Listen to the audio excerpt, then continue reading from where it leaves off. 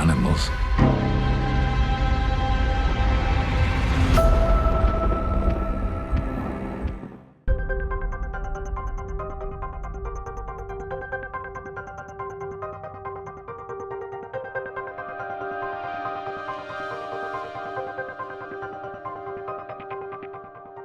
No, I mean, I think even when the person is alive and exists, it's just a snapshot of what, the writers and the director and the actors and the wardrobe person, everybody has it's how they filter those elements of that person. So, even when playing a living person or someone that did live, it's filtered through so many things. So I don't look at it as like, well, I have to do that thing. And also when it's not someone that's necessarily so known, obviously there's much more leeway in how to approach it.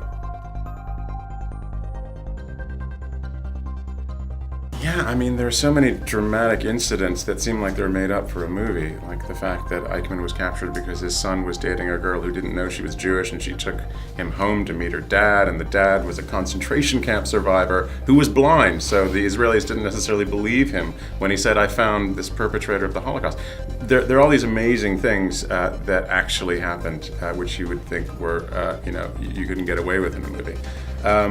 Yeah, I think you're always finding out new things along the way. Part of it's a research project. We have a very persistent ex-Mossad advisor who mounted the exhibition about the operation. So anytime we got it wrong, he would be there. By the way, last night afterwards, he pointed out some things that were still wrong. Maybe we can still do something to correct this. You said 1957. You should have said 1947.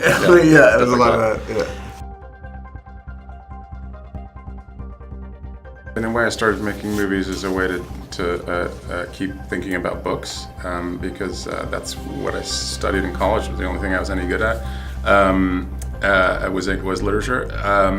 I think that it was interesting approaching this as an exercise in narrative and the way that people try to force narrative one on the other. So there's a play of language between these two guys, and everyone is constantly kind of a literary way trying to redefine what happened and what's going to happen. And I mean, down to the fact that names are very important as symbols in this movie, that Malkin at some point really gives over his power by letting Eichmann know his name, which he's not supposed to do.